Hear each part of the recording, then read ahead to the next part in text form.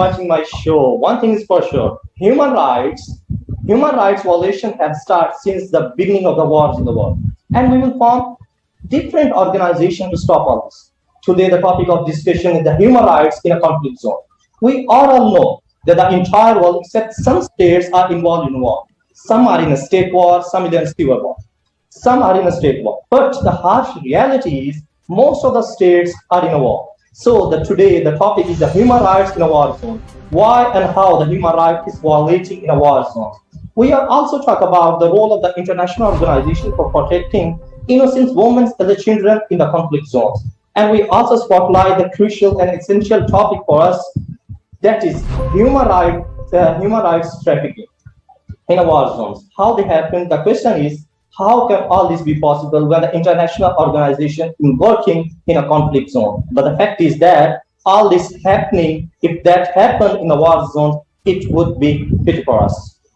Our guest will be answer this question. So firstly, I introduce to my guest, very knowledgeable guest, Daira from the Mosque of the European Union. Thank you, Daira, for joining us. Thank you. It's a pleasure. And the second guest is my teacher, professor, my institution, Dr. Usman Shahid from Lahore. Thank you very much for joining us. Thank you for having me, but I am a senior lecturer. I'm afraid it's a long journey to become professor. But thank you. It sounds great. Thank you, Dr. Usman. First of all, I would like to start with you, Daira. Daira, as you know, thousands of the innocent people lost their lives in a war zone, including children and women. So my question is to you: how does war affect the human rights? Thank you for this question. This is a very heavy and important question indeed. In fact, it affects human rights on a very critical level because, first of all, what it does is that it enhances the disparities between the more vulnerable population and the less vulnerable, which means that the population, the groups that are already vulnerable when there is no conflict, they become even more vulnerable when the conflict starts.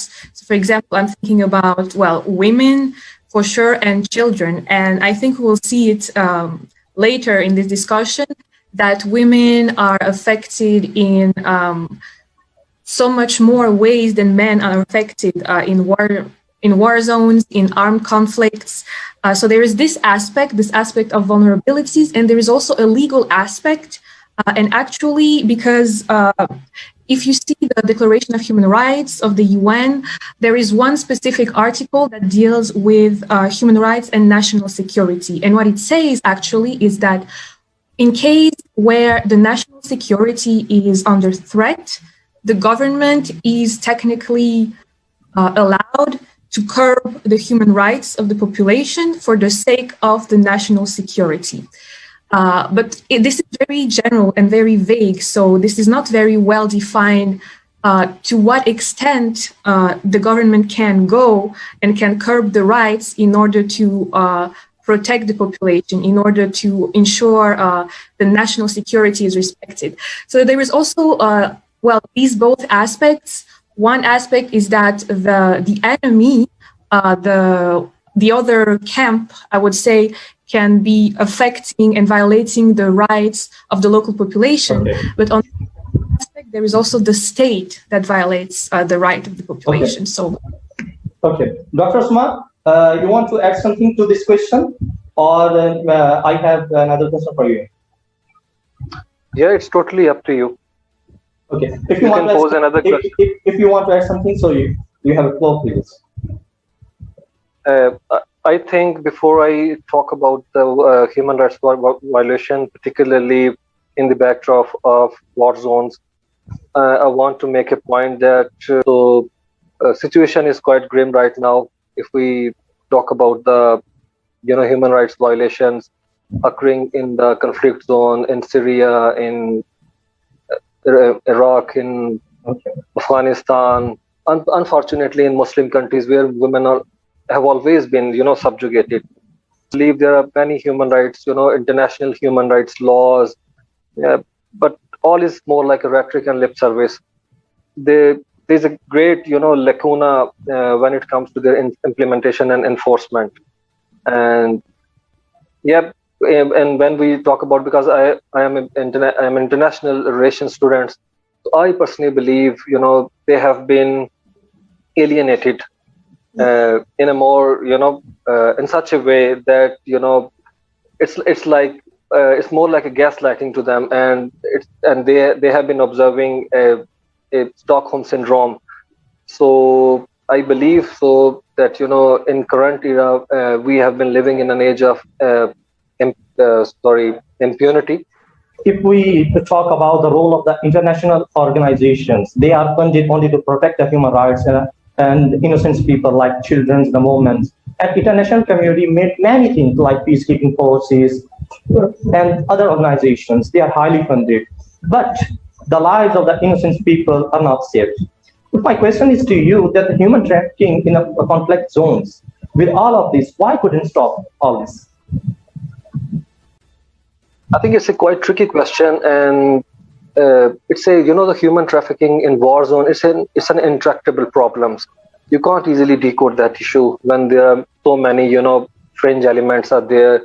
There are many groups. There are many proxies, especially if you talk about, the Middle East crisis and the war zone areas. So, as I already said, the women are subjugated. And the rape, murder, and forced marriages and sex slavery is a part and parcel of this, crisis. And like we have seen in Yazidis women case, how Daesh, ISIS raped them, and they have been slave, and they have been part of sex slavery and forced prostitution. I came across that stuff when it comes to the Lebanon, and the in Jordan case, where people just fled from the Syria to just find refuge, but unfortunately they were pushed towards forced sexual activities and this kind of stuff. Diana, what do you think about this? The human trafficking in the conflict zones. Why all of this? Why couldn't it's all stopped by the international organization? Because they have funded highly to stop all this. The main purpose of the organization to stop this, but they are failed. Yes, indeed. Well, first of all, I agree with what has been said by the other guest. Some problems are very structural there, and it's the expectations that we have for NGOs are really high. And sometimes it's hard for a foreign NGOs to come in a place where a local structure has already been built for years and years and try to dismantle all of that. But I would also like to add that NGOs also have to do better in their policies, because recently there have been several scandals. I don't know if you saw with some NGOs. I will not name their names here because that's not my goal to provoke and to drop some names. But there have been some major NGOs whose members have been involved in human trafficking, actually, whose members have been consumers of sex trafficking, of prostitution in zones of conflicts. So when some members of the NGOs that are supposed to help are actually benefiting from these network of human trafficking, that's really a huge problem. And I think for that, the NGOs really have to, tackle this issue and, if needed, to really change their whole policies, because it cannot work otherwise. Okay. Waqas, if I could, if I could, put my 2 cents in. She has been, she's been reluctant or hesitant to name the United Nations, if I'm not mistaken. It's the peacekeeping mission, in Rwanda, I guess. They have been, who are supposed to be protecting those women. They proved to be the part of the problem, not part of the solution. So there was a, huge story. I when I recall my memory. about the UN peacekeeping missions involving in sex trafficking and rape, at that time. So that was quite, unfortunate to just witness that the international forum, many people, just rely on them, and many people think that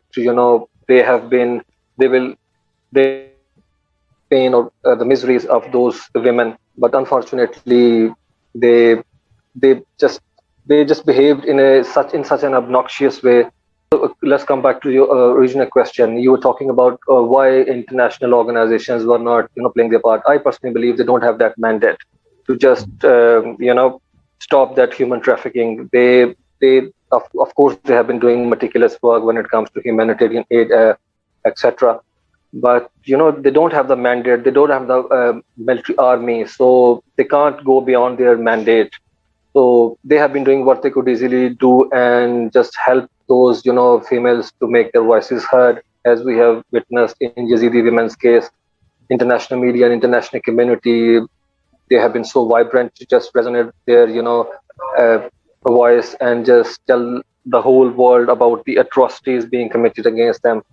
I personally believe it's not, every accusing finger should fight international stakeholders, international peacemaking, peace brokers, nor the international NGOs. So I think we are just reading too much into it when it comes to international NGOs. They have been doing amazing work. Amnesty International, Human Rights Watch, their written word, their press releases, and how they just paint the whole picture. And the international media and international civil society as well, like we have seen in the backdrop of the flare-up situation in Palestine and Israel, and like in the crisis in Kashmir. So I personally believe we can't blame, and they are blameless. I believe. Yeah. Daira, that's where No, I just agree. It's true. This last sentence that has been said. Yes, unfortunately, especially when it comes to armed conflict in war zones, it really, security, and I would even say the survival of the state is taken as a priority above anything else. And of course, unfortunately, values such as human rights are really not the top priority for the governments. But it's understandable on the one hand, but on the other hand, it is very critical that at least, some actors take care of this issue. And as it has been mentioned, I would also like to say that, of course, most NGOs are doing a fantastic job, but to some extent, this is not in their scope of power when it comes to vulnerable population in armed conflict. Yes, it's really hard for a foreign NGO, for example, to come when in a war zone where there are several groups fighting, and just to come and make sure that the rights are respected, because the NGOs don't have the same means of coercion that the state has. So in other words, an NGO cannot punish someone that is violating the rights of someone else. They can only offer some kind of support to the person that is being violated, but it's not easy at all. So yeah. One thing is true: those who die in the war, they are human. Who kill them, they are also human. The question that is, what is the role of the world leaders for stop the violation of the human rights conflict zones? Because we see that in the state war, leaders have different attitude, and in some state they have a different attitude as well. So this is all about the personal interest. So my question is to you: why we have different scenarios, we have different point of views related to the different war zones? Dr. Usman. I think we all know what should be the role of the international leaders, international, especially the big powers, the big guns, because world is polycentric. But unfortunately, I would say that they have been the part of the problem, not part of the solution. When we see, Daira, she right now she's in Moscow. She knows well, how to what extent human rights rhetoric very well. is being, yeah. So I don't want to put her in spot. So yeah, when it comes to Moscow, Beijing, Saudi Arabia, the irony is those countries, they have been the biggest, violator of human rights, and they have been abusing, and usurping and infringing human rights at large. But they are the members of the United Nations Human Rights Council. It's an irony, and it's a dilemma that we have been witnessing. So I think it would be a futile exercise to say that they should do this and they should do that. We need to learn that the primary objective of any country is their resident, lies in their objective. How he has been just clutching and squeezing and muffling and micromanaging the media and the stand voices and the dissents. So yeah, I think world leaders, at least I just don't take them.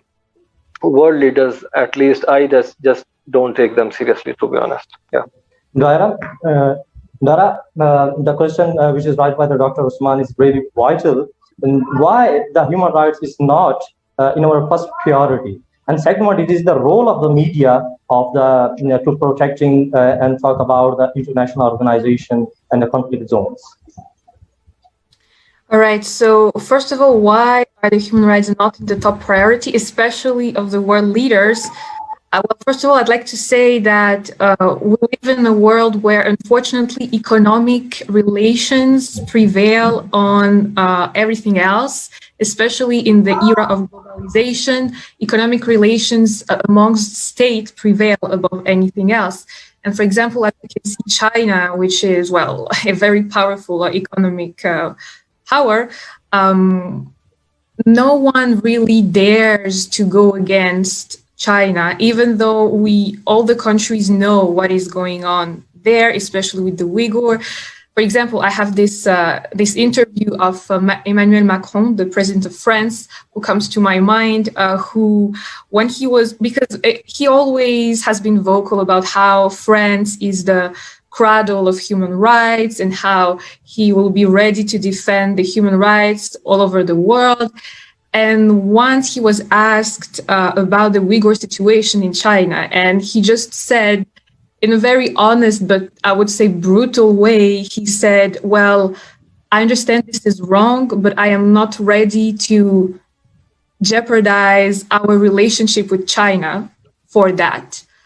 In other words, for some countries believe speaking up against human rights violation has a too big of a cost to bear after that. So it will make them lose, essentially good economic ties with the country they're accusing of. And for example, when talking about Russia as well, where, yes, there are as well, the situation with human rights is very critical right now. The European Union, the EU, they have been in the past very vocal about how they want Russia to abide by international law and to respect human rights. But concretely, they are not doing much. They are not really taking some coercive measures. I mean, since the sanctions that they have voted against Russia for the Ukraine episode, there have been so many human rights violations since that moment, and the EU has not done anything concretely. Why? Because the EU is the first economic partner of Russia. That's as simple as that.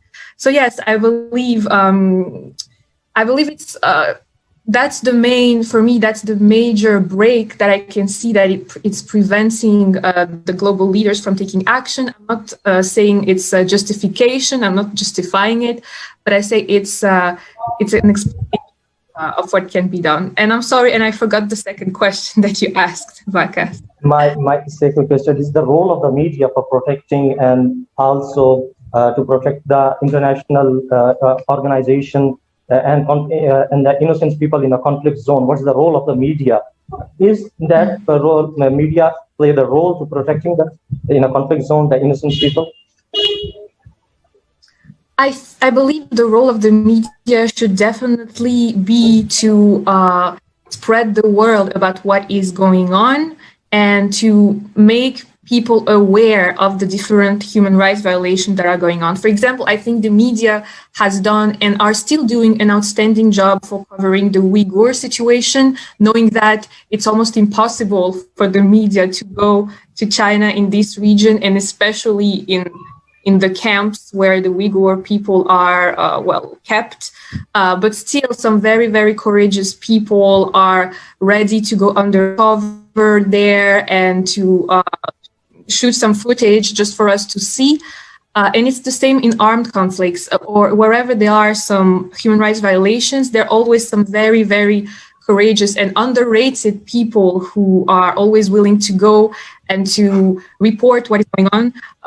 However, I would say that maybe their role stops here. I would not like to put on their shoulders the burden of not only informing us of what's going on, but also protecting the people, because I wouldn't say it's their role, it's their job, and they have not been trained for that.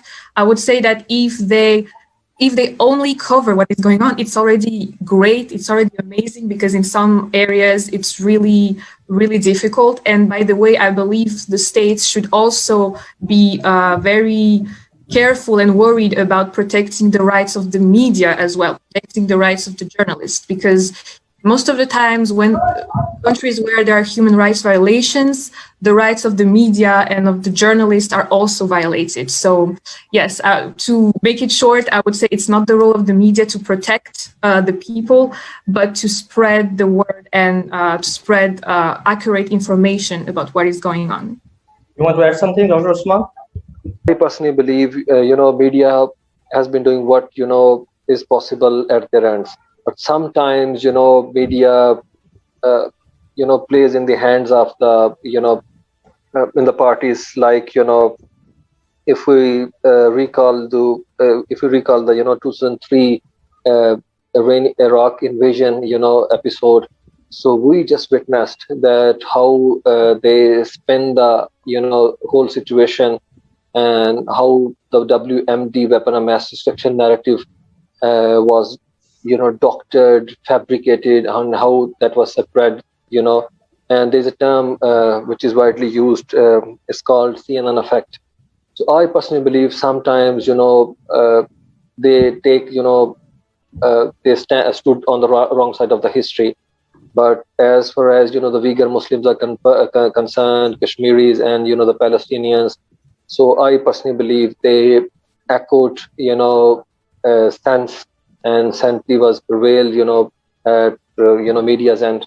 So I personally believe media should be given credit that how they cover the war and how, they suffer the loss, and, how journalists are usually they get treated in war zones. So when we read the history in the Burma, in Afghanistan, the women are being raped, sexually assaulted, and the thousands of the children are being detained.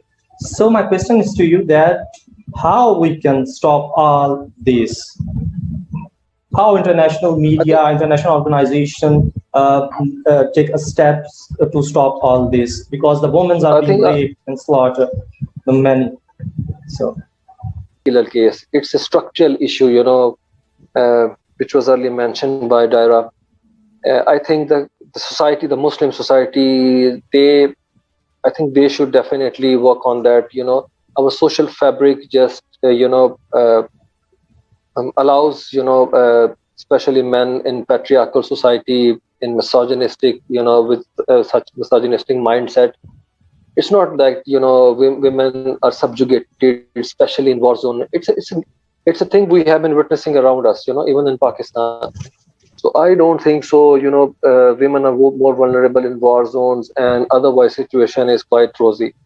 I don't wear the rose-tinted glasses. So I personally believe, the mindset needs to be changed, and change comes within.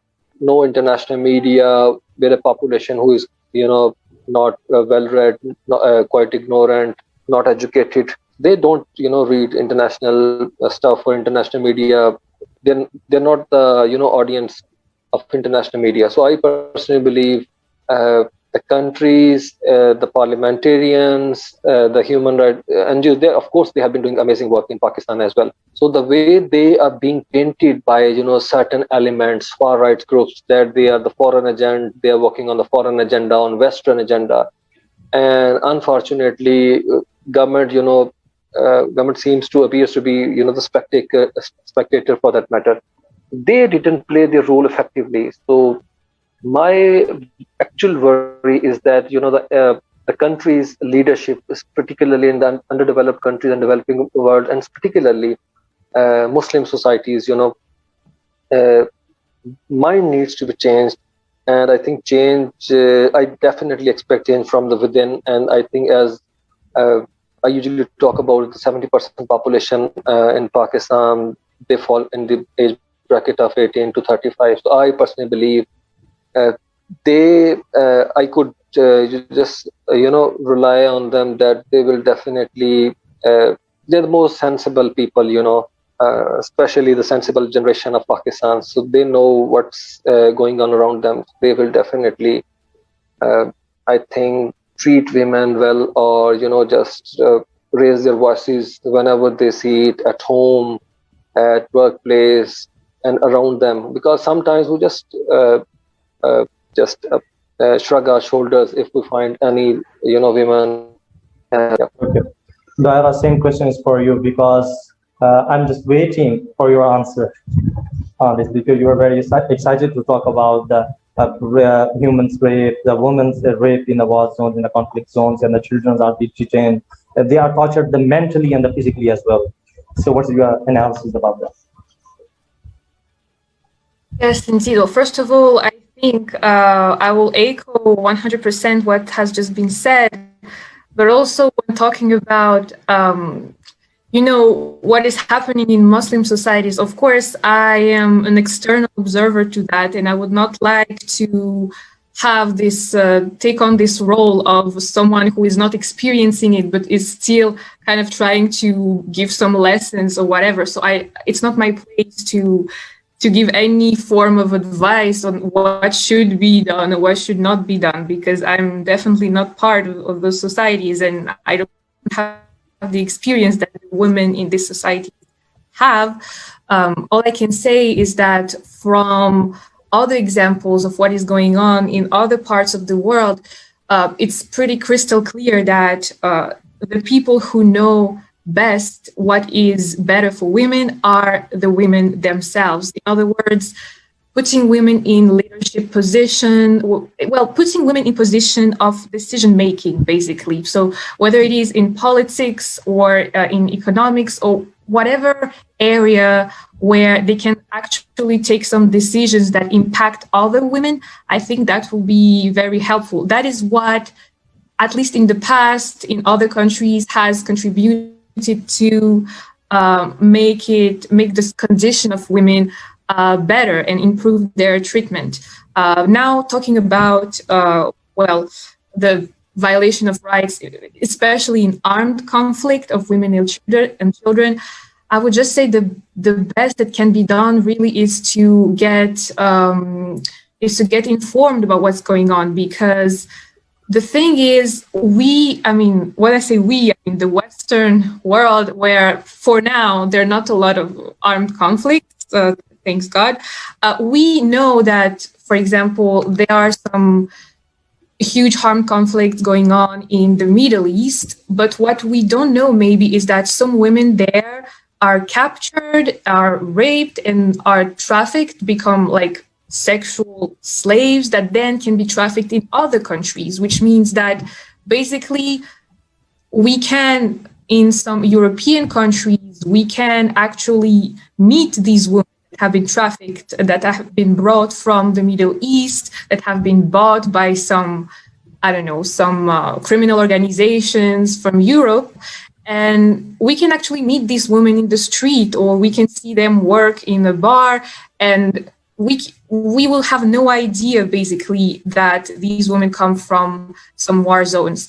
And I think that's why maybe what is important for us, for our societies, is really to get informed on this topic, and also to hold ourselves accountable, because we cannot pretend, once we know what's going on, we cannot pretend that these problems stop at the border of the country. We have to really, I would say, process the fact that with globalization and everything that's going on, human trafficking is not limited to only one country.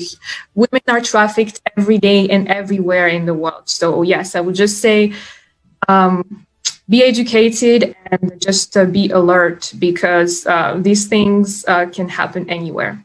Okay. In last, what are the human rights issues? Just one more thing I'd like to add. Okay. Okay. There are talk about the the Western countries and the Western world. Of course, there are no such big the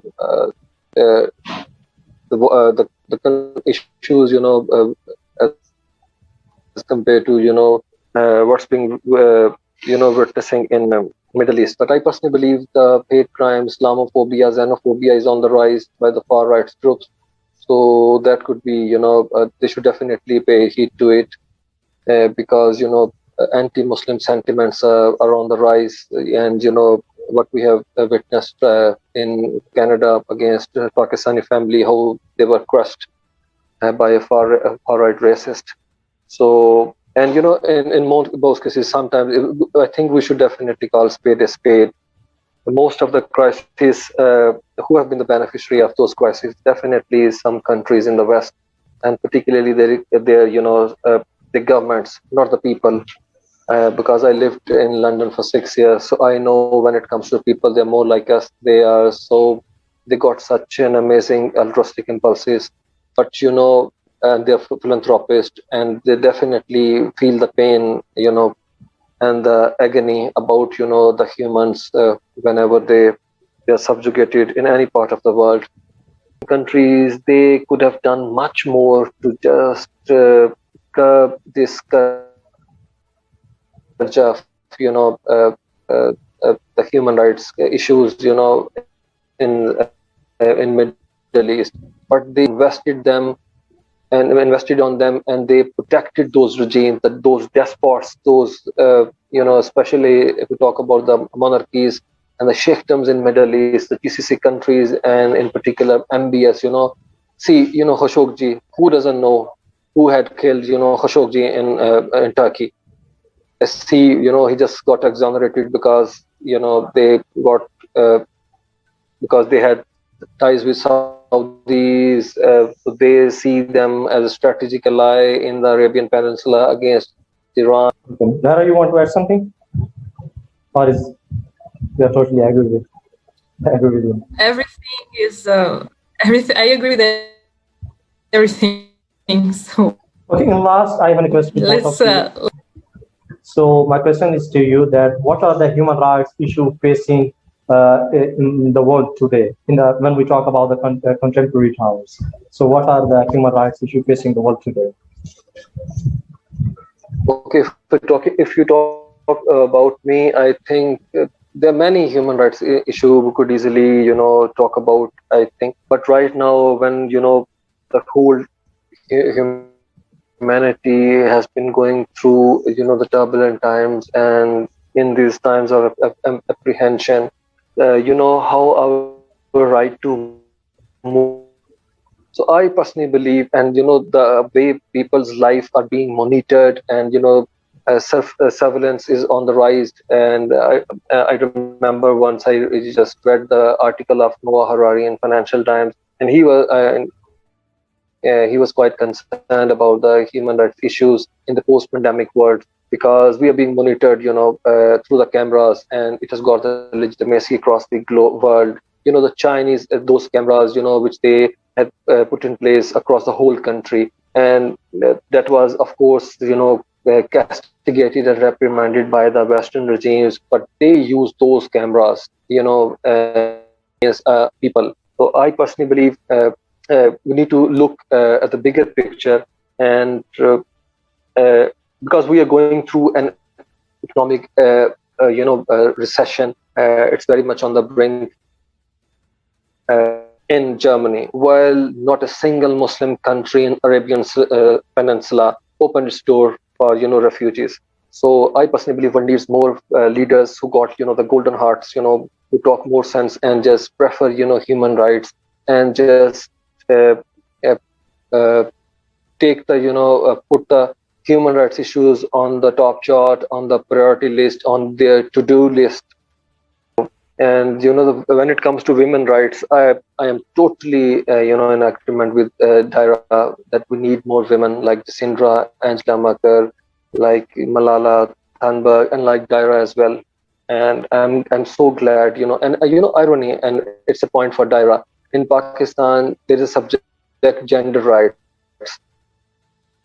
You could do masters in gender rights, but ironically, the subject needs to be taught to the men, to the boys. But when you see the classroom of gender studies, you see all the female, because I visited human rights, gender rights department in Punjab University, and I was shocked when I just came to know that only female students take admission in that department. So as I'm quite hopeful, because I've been teaching and I know the mindset of our next generations. So I'm quite hopeful they know their rights well, and they're not like us, because we never read our constitution. Their obligations and duties, not about their rights. So people like you, Waqas, and other, who I've been teaching till now, I think they have been quite vocal about, human rights, and social media has. Thank you so much. Daira, you got the compliment by the Dr. Usman that we need a woman like Daira. So. Daira is so you have voice of the reason she is the face of our. Yeah, please. Okay, because nice. Daira, you have a right to reply if you want to reply. Yeah, no. I mean, of course, it's really nice, and thank you so much for your kind words. And I would like to follow up on the gender rights or the gender studies classes. I think it's an international problem for sure, because in France and in Russia, where I've been studying, classes about gender rights are also full of women, and there is maybe one boy in every class. Unfortunately, most men still tend to think that women's rights, it's a women's issue, and that they don't have to really get invested in that and to get interested in that. They think that the women will handle whatever bothers them. But no, unfortunately, yeah, we do need men allies, and we need both men and women to realize this problem.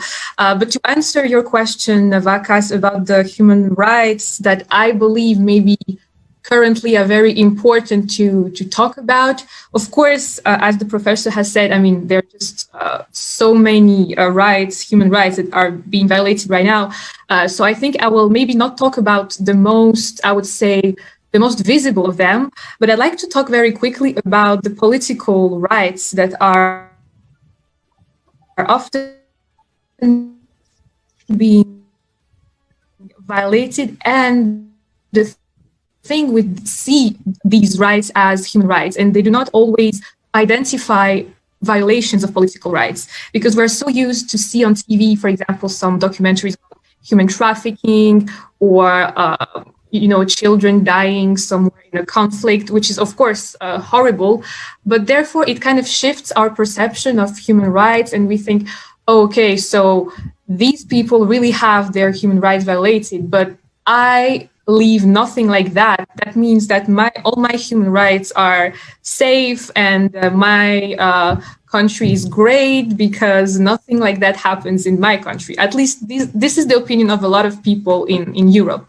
But I think political rights are also very crucial, and I think people really have to be on their watch, because currently in some Western countries, in some like semi-Western countries, some things are happening, and I think people should really be worried sometimes. And when the rights of assembly are not being respected. For example, when people who organize protests are being sent to jail, I think this is a problem. Or when the right to a fair trial is not being respected, in other words, where people are being judged without a lawyer or just being judged without any kind of witness, this is a problem as well. Also, when people are not allowed to run for elections based on a very arbitrary decision that doesn't even make sense, I think this is a problem as well. And the thing is that all major human rights violations start there. They start by very small things that are not always perceived by the masses as a violation of human rights. And then they turn into something bigger and bigger. And then it seems like overnight, the regime has become this very oppressive regime that violates the rights of everyone. But the thing is that it always starts small. And I just think we have to be on our watch for the political rights. And that's why I really encourage all the young people who are maybe listening to this to really, yes, get informed, get engaged, and especially, I mean, now that on social media, they can see what is going on everywhere. I would just say, yes, get involved in what is going on, get involved in all this kind of political actions that are going on. And if you can vote, just vote. This is also a very important thing. Do not think that politics is something that you will have time to get invested in when you get older, or this is something that is not really for you. It's too complicated, because politics is where all these human rights thing, all this starts. So yes, people, just get educated about politics. That will be my advice. You want to add something, Dr. Osman? No. I think he has just concluded in a very meticulous way. Yeah. Okay. Thank you so much for attending my show, and also thanks for your precious time. Both of you explained a lot. Yeah. It's been a pleasure. I just said. Both of you also explained a lot of the things that are related to the conflict zone very well. I am really glad that people like you are very knowledgeable to join me. Thank you so much to Aira and Dr. Osman. Thank you so much. Likewise. Thank you. Take care.